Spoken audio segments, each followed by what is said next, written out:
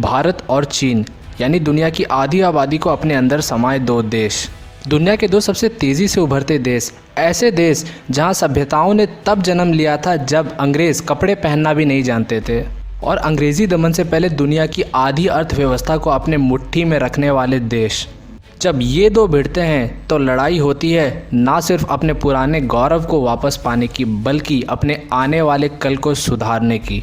नमस्कार दोस्तों, मैं साहिल चौधरी आप सबका स्वागत करता हूं इंडिया टॉक्स पे। आज का ये वीडियो भारत चीन के बीच वॉर स्टैटिस्टिक्स यानी युद्ध की रणनीतियों के ऊपर होने वाला है कि किस तरीके से हम फैक्ट्स के ज़रिए समझेंगे कि दोनों देश अपने आप को, अपने संसाधनों को इस्तेमाल करके सामने वाले को कमज़ोर करेंगी और आखिरकार इस युद्ध में जीतने की पूरी कोशिश करेंगी। सबसे पहला वॉर जोन जो क्रिएट होगा वो होगा भारत और तिब्बत पे कब्ज़ा किए चीन के बीच में।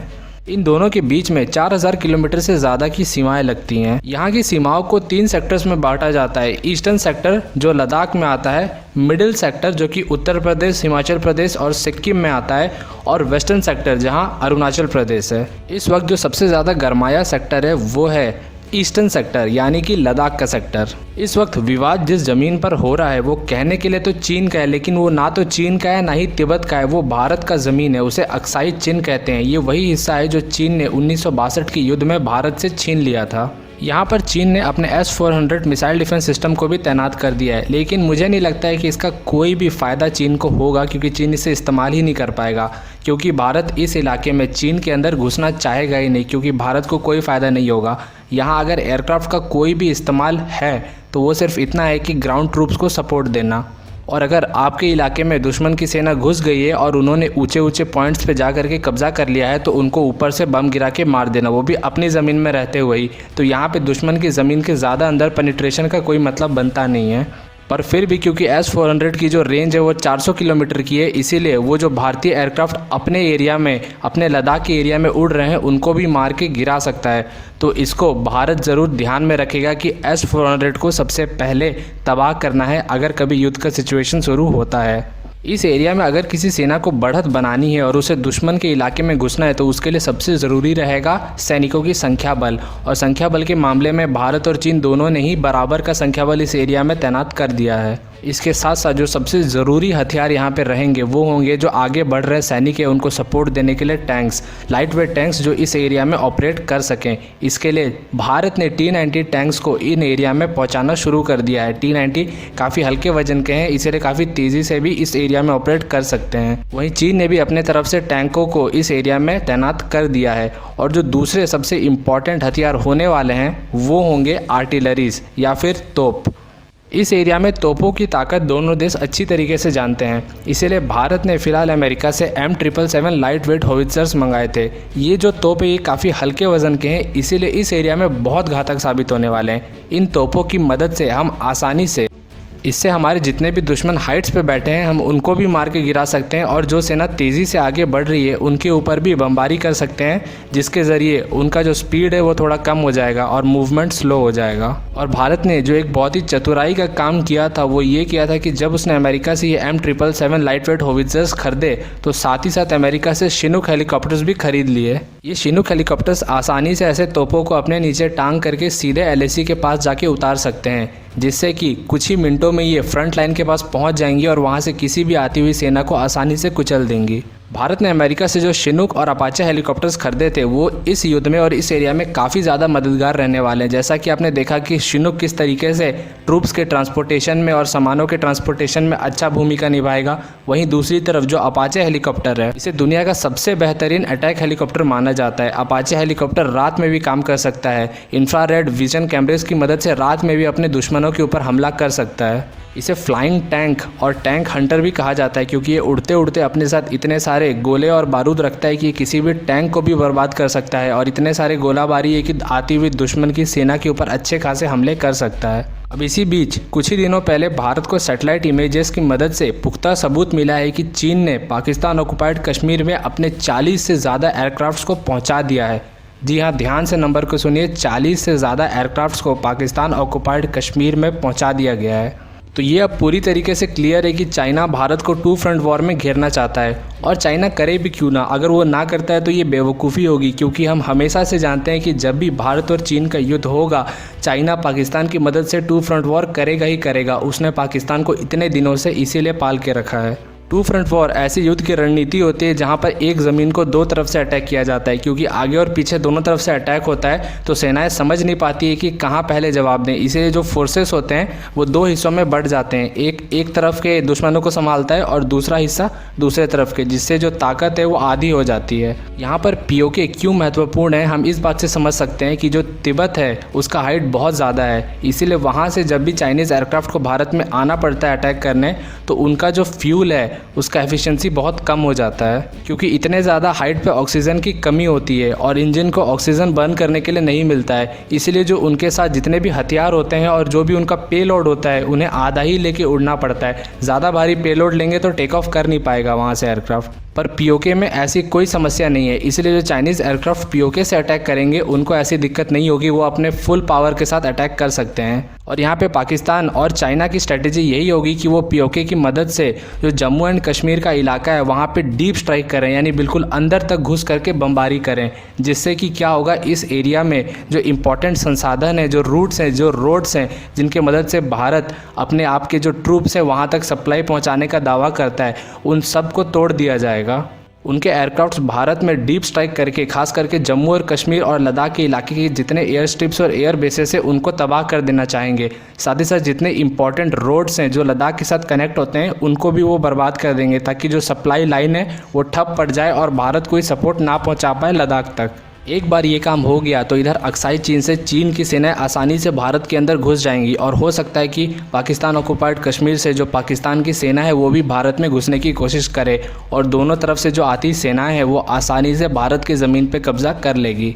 पर हमें डरने की ज़रूरत नहीं है, क्योंकि अगर चीन इतनी चालबाजी दिखा सकता है तो भारत में जो लोग बैठे हैं वो भी कोई बेवकूफ़ नहीं है। इंडियन आर्मी ने इसीलिए इंडियन एयरफोर्स को इतना ज़्यादा सक्रिय कर दिया है लद्दाख के एरिया में कि हर दिन वहाँ सुखोई विमान चक्करें काट रही हैं आसमान में। और भारत ने चीन से लगने वाले LAC और पाकिस्तान से लगने वाले LOC दोनों के ही आसपास अपने जो एयरफोर्सेस है उनको डिप्लॉय कर दिया है, इस तरीके से कि दोनों तरफ से जो आने वाले विमान है या खतरे हैं उन दोनों का सामना किया जा सके। और मैं आपको गारंटी के साथ बोल सकता हूं कि भारतीय वायुसेना के सामने चाइनीज़ एयरफोर्स जो है, पीपल लिबरेशन आर्मी की एयरफोर्स, वो कहीं नहीं ठहरती है, बिल्कुल ही बेकार क्वालिटी की है, बिल्कुल चाइनीज़ सामान की तरह। और जो भारत की एयरफोर्स है, भारत के जो एयरक्राफ्ट्स हैं वो आसानी से पाकिस्तान और चीन दोनों का ही मुकाबला कर सकते हैं। आपने आज तक हर जगह सुना होगा कि जो चाइना की एयरफोर्स है वो भारत से ज़्यादा ताकतवर है, चाइना के पास ज़्यादा एडवांस्ड एयरक्राफ्ट्स हैं, लेकिन आज मैं आपके सामने चाइना के एयरफोर्स की जो हकीकत है वो आपके सामने रखूँगा और उनकी सारी पोल पट्टी खोल के दिखाऊँगा। अगर हम चाइनीज़ एयरफोर्स की इन्वेंट्री के ऊपर नज़र डालें तो वैसे तो चाइना बड़े बड़े नंबर्स दिखा के दुनिया को डराता है, लेकिन चाइना की जो एयरफोर्स है उसमें 388 जो एयरक्राफ्ट्स हैं वो हैं चेंगडू J7। अब ये J7 क्या है ये आपको समझना पड़ेगा। सुनने में ये बहुत ही खतरनाक एयरक्राफ्ट लगते हैं J7, लेकिन हकीकत में ये हैं एक लाइसेंस्ड वेरिएंट MiG-21 विमानों के। जी हाँ, वही MiG-21 विमान जिन्हें भारत 2021-22 में अब रिटायर करने वाला है, वही MiG-21 विमान जिन्हें फ्लाइंग कॉफिन्स कहा जाता है, जो कि 1960 के दशक के विमान हैं। चीन ने बड़ी ही चालाकी से इन सारे विमानों को रीब्रांडिंग कर दिया, इनको एक नया नाम दे दिया और दुनिया के सामने J7 का नाम देके पेश कर दिया जैसे कि ये कोई बहुत एडवांस्ड एयरक्राफ्ट है। लेकिन ये ऐसे एयरक्राफ्ट हैं जिनके 10-12 को अकेले सुखोई संभाल सकता है। अब हमने चाइना की लगभग 388 एयरक्राफ्ट का हकीकत देख लिया, अब आगे बढ़ते हैं। चाइना में दूसरा बहुत बड़ा नंबर है जिन एयरक्राफ्ट्स का, उनका नाम है शेनयांग J11। अब ये J11 क्या है ये समझते हैं। इनके टोटल 346 एयरक्राफ्ट चाइना के पास हैं। इनका हकीकत क्या है मैं आपको बताता हूँ। हकीकत में ये हैं एक लाइसेंस्ड वेरिएंट सुखोई 27 विमानों के। सुखोई 27 वही हैं जो सुखोई 30 के प्रेडिसेसर्स हैं, यानी ये भी सुखोई 30 से एक जनरेशन पीछे का विमान है। इसे भी 70 के ज़माने का विमान आप मान सकते हैं। इसके बाद चाइना में एक बहुत बड़ी संख्या J16 विमानों की है। इसके लगभग 128 विमान है चाइना में। अब ये क्या हैं? ये हैं लाइसेंस्ड वेरिएंट सुखोई 30 के, यानी चाइना ने इन विमानों का जो टेक्नोलॉजी है वो रशिया से ले करके बाद में उन्हें अपने देश में मतलब मेड इन चाइना के तहत मैन्युफैक्चर किया। अब मेड इन चाइना की तो आप ताकत जानते ही हैं। कि जो सुखोई 30 एक इतना अच्छा टेक्नोलॉजी है उसका भी ले करके इन्होंने बेड़ा गर्क कर ही दिया होगा। यानी ये भी कभी भी गिर सकते हैं, कभी भी फट सकते हैं, तो इनके ऊपर भी भरोसा नहीं किया जा सकता है। अब बात कर लेते हैं चीन के सबसे एडवांस फाइटर जेट की। ऐसी फाइटर जेट जो अमेरिका तक को चुनौती देने की ताकत रखती है, वो है चीन की J-20। इसे 5th जनरेशन का फाइटर जेट माना जाता है। अब इसकी हकीकत देखते हैं हम। कहने के लिए तो ये 5th जनरेशन का फाइटर जेट है, स्टेल्थ टेक्नोलॉजी से लैस है, लेकिन असलियत में चीन के पास ऐसे सिर्फ 15 विमान हैं, सिर्फ 15 एयरक्राफ्ट्स हैं J-20 के। चाइना में एक और एयरक्राफ्ट है जिनका नाम है J-10, और यही वो एयरक्राफ्ट है जिनका चाइनीज़ एयरफोर्स ज़्यादातर इस्तेमाल करती है। ऐसे 435 एयरक्राफ्ट चाइना के पास है और इन्हीं का इस्तेमाल युद्ध में भी होगा। असली वॉर सिचुएशन में इन्हीं को इस्तेमाल में लिया जाएगा। इनको आप हमारे जगुआर और मिराज के आसपास के लेवल का समझ सकते हैं। और अब बात करते हैं जो चाइनीज़ एयरफोर्स की असली ताकत है, जो इनकी असली ताकत है, असली पावर है, वो है 2 एयरक्राफ्ट सुखोई 30 और सुखोई 35। यानी वही एयरक्राफ्ट जो भारत इस्तेमाल करता है। जैसे हमें सुखोई का सुखोई 30 MKI मिला था, वैसे ही चाइना को सुखोई 30 MKK मिला है रशिया से, और उसके बाद एक और एडवांस्ड वर्जन सुखोई 35 भी मिला है उन्हें रशिया से। लेकिन अगर हम इनके आंकड़ों पे ध्यान दें तो चीन के पास सिर्फ 76 सुखोई 30 MKK है और सिर्फ 24 सुखोई 35 है। इन दोनों को मिला दें तो इनकी संख्या लगभग 100 के बराबर की होती है। और वहीं भारत की बात करें तो भारत के पास 272 सुखोई 30 MKIs हैं। तो आप यहाँ तक इतना समझ जाइए कि बाकी जितने भी एयरक्राफ्ट्स का आपने नाम सुना ये सिर्फ चाइनीज़ प्रोपागेंडा है। चाइना के पास जो असली एयरक्राफ्ट है वो यही है। और चाइना के पास कितने सुखोईज़ हैं? 100। वहीं भारत के पास कितने हैं? 272। तो अब आप अंदाज़ा लगाइए कि दोनों में से कौन सा ज़्यादा ताकतवर एयरफोर्स है, और जब दोनों के बीच में लड़ाई होगा आमने सामने का, तो कौन ज़्यादा बेहतर साबित होगा। अब अगर चाइनीज़ एयरक्राफ्ट पीओके की मदद से पीओके के एयरबेस से उड़ान भर के भारत के ऊपर हमला करने की कोशिश करते हैं तो हम इसे पाकिस्तान की तरफ से भी गुस्ताखी मानेंगे, और एक तरह से भारत भी पाकिस्तान के खिलाफ युद्ध छेड़ सकता है, क्योंकि ऐसा माना जाएगा कि पाकिस्तान ने चीन की मदद की है भारत के खिलाफ युद्ध लड़ने में। तो इससे वही होगा जो चाइना चाहता था, भारत के बीच 2 फ्रंट का वॉर छिड़ जाएगा, एक तरफ पाकिस्तान, दूसरे तरफ चीन।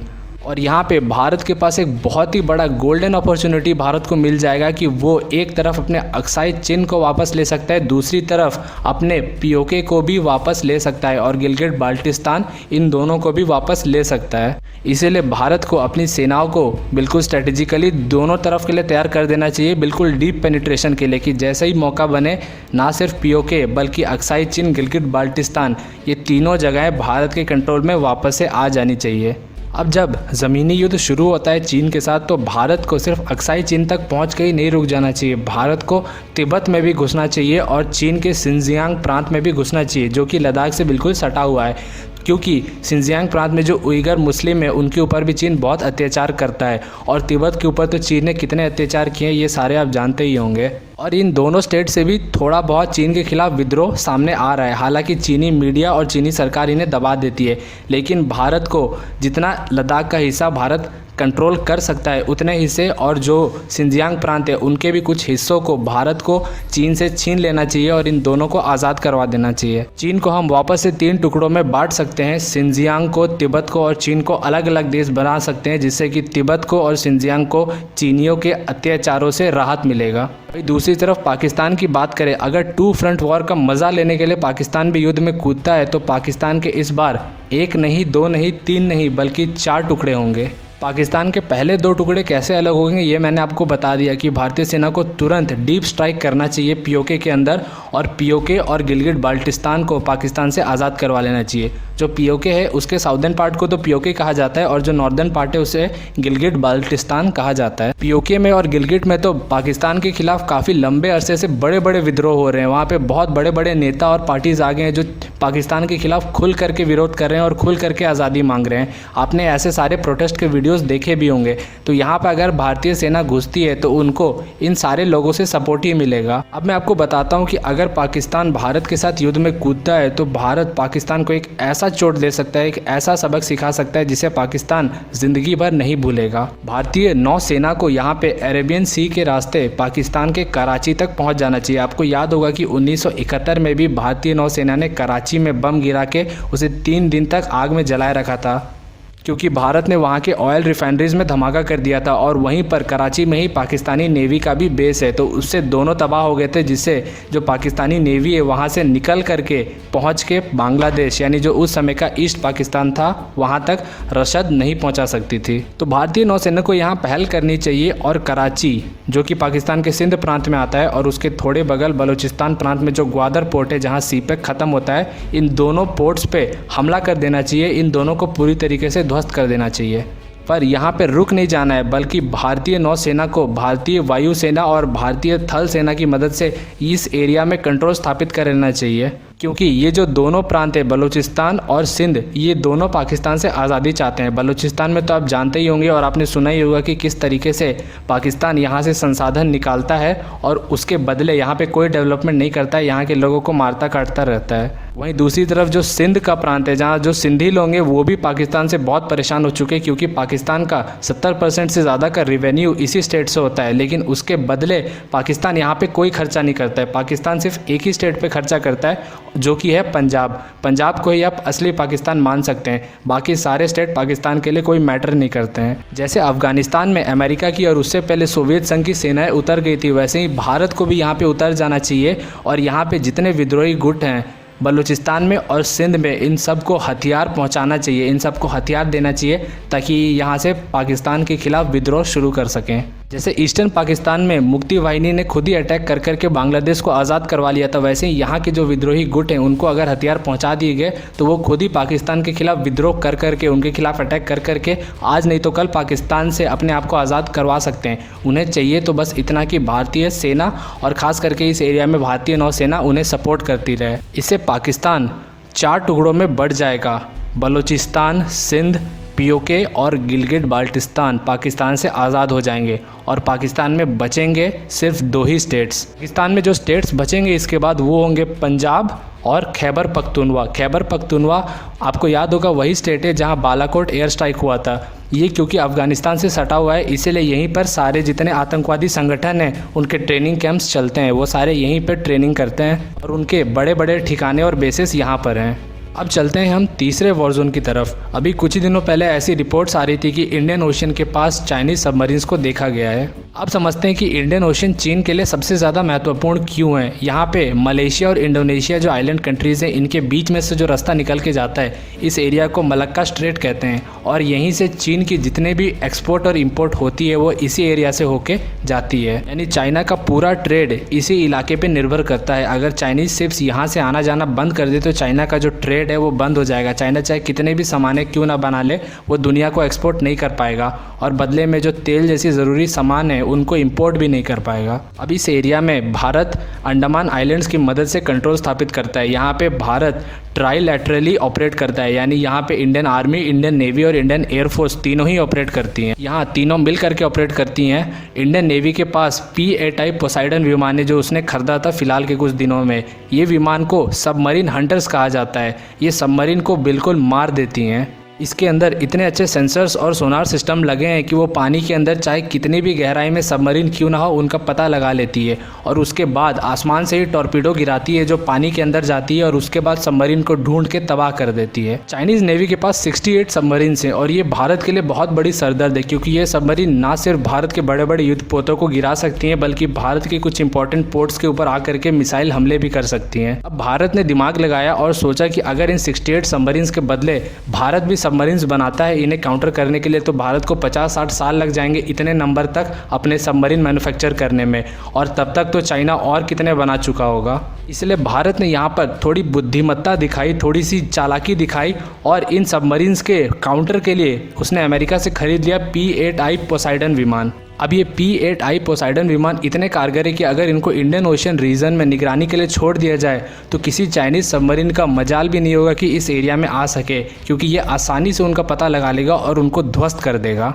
तो अब चाइना 60-70 क्या 600-700 सबमरीन भी क्यों ना बना ले, कोई मतलब नहीं है, क्योंकि जैसे वो इस एरिया में आएंगी ये P-8I पोसाइडन विमान आसानी से उनका पता लगा लेंगी और आसानी से उनको मार गिराएंगी। अब चाइना के सबमरीन थ्रेट्स को देखते हुए इंडियन नेवी ने 2 इंडियन नेवी के फ्लीट्स को इन एरिया में अंडमान के पास रवाना कर दिया है ताकि इस एरिया में और अच्छे तरीके से कंट्रोल स्थापित किया जा सके। अभी जो इंडियन ओशन रीजन है, जो मलक्का स्ट्रेट है और अंडमान का इलाका है, यहाँ पे भारतीय सेना को युद्ध शुरू होने से पहले से ही पूरी तैयारी कर लेनी चाहिए। भारतीय नेवी को पूरी तरीके से तैयार रहना चाहिए, चाहे युद्ध हो या ना हो। इसका क्या रीज़न है मैं आपको बताता हूँ। ये जो मलक्का स्ट्रेट है ये चाइना का गला है और चाइना के शरीर में जो खून बहता है वो है ट्रेड यानी एक्सपोर्ट इंपोर्ट चाइना का खून है।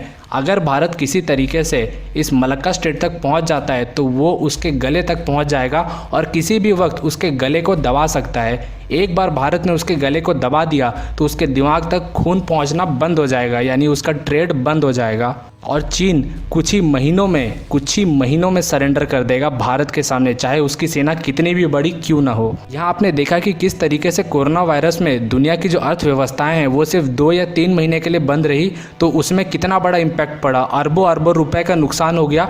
और जो प्रोजेक्शन था कि 2020 में 2021 में 7-8% की ग्रोथ से बढ़ेंगे भारत चीन, इन सबका प्रेडिक्शन माइनस में चला गया। तो अगर भारत चीन के एक्सपोर्ट इंपोर्ट को, चीन के ट्रेड को रोक देता है 6-7 महीने के लिए, जब तक युद्ध होता है उसे बंद करके बैठ जाता है, तो चीन की जो अर्थव्यवस्था है वो पूरी तरीके से चरमरा जाएगी और चीन अपने घुटनों पर आ जाएगा। इसी मुद्दे को ध्यान में रखते हुए अमेरिका ने भी हो सकता है भारत के कहने पर अपने 2 एयरक्राफ्ट कैरियर को इसी एरिया में तैनात कर दिया है। अब इसे होगा क्या कि अगर भारत चाइना की ट्रेड को या नेवल ब्लॉकेड कर देता है इस एरिया में, तो चाइनीज़ नेवी जो है वो भारतीय सेना को वहाँ से भगाने, भारतीय सेना को अटैक करके वहाँ से हटाने के लिए आएगी।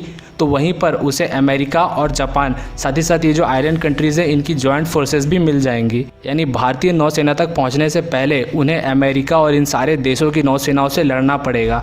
यानी एक तरह से चीन के लिए इम्पॉसिबल हो जाएगा कि वो इस एरिया में आ करके इस नेवल ब्लॉकेड को खोल सके। और ऐसे हालात में चाहे युद्ध की स्थिति कितनी भी क्यों ना हो, चाहे चाइना भारत से बढ़त ही क्यों ना बना रहा हो युद्ध में, लेकिन जब भारत ये कर देगा तो इसके बाद चाइना को सरेंडर करना ही पड़ेगा। चाइना को सीज फायर का अनाउंसमेंट करवाना पड़ेगा और भारत के साथ डील करना होगा, जिसमें चीन भारत से डिमांड नहीं करेगा बल्कि भारत चीन के सामने अपनी शर्तें रखेगा। और चीन अगर अपने ट्रेड को वापस खुलवाना चाहता है तो उसे भारत की शर्तें माननी होंगी। भारत जितनी भी ज़मीन मांगेगा चीन को देना होगा, चीन को पीछे हटना पड़ेगा। और रही बात पाकिस्तान की, तो पाकिस्तान के खिलाफ तो भारत को पूरी दुनिया को कहना चाहिए कि कोई इसे हाथ नहीं लगाएगा, ये मेरा शिकार है। भारत को कहना चाहिए ये मेरा शिकार है, इसे मैं ही मारूंगा। और पाकिस्तान को तो कसाई की तरह काट के रख देना चाहिए, वो भी कितने, 4 टुकड़ों में। तो दोस्तों अगर ये पूरा वॉर स्ट्रेटजी के ऊपर वीडियो आपको पसंद आया तो लाइक ज़रूर कर दो इस वीडियो को, क्योंकि काफ़ी लंबे समय से मैं बोले जा रहा हूँ और आप सुने जा रहे हैं। तो अगर आपको पसंद आया तो एक लाइक तो बनता है। और अगर आपको इंडियन आर्मी से जुड़े टी शर्ट्स और स्वेटशर्ट्स पहनने का शौक़ है तो आप हमारे ऑफिशियल स्टोर बलिदान पे जा सकते हैं और हमारे डिज़ाइंस को देख सकते हैं। आप balidanarmy.com सर्च कर सकते हैं या फिर लिंक आपको नीचे डिस्क्रिप्शन में मिल जाएगा, जहां क्लिक करके आप सीधे बलिदान के वेबसाइट तक पहुंच सकते हैं। और अगर आपके कोई दोस्त ऐसे वीडियोस में इंटरेस्ट रखते हैं तो आप फेसबुक और व्हाट्सएप की मदद से उन्हें भी शेयर कर सकते हैं। शेयर बटन पर क्लिक करके उन्हें शेयर कर दें ताकि वो भी देख पाएँ। और ऐसे ही मज़ेदार वीडियोज़ हमेशा देखते रहने के लिए इंडिया टॉक्स को सब्सक्राइब कर लें। मिलते हैं अगले वीडियो में, तब तक के लिए थैंक्स फॉर वॉचिंग।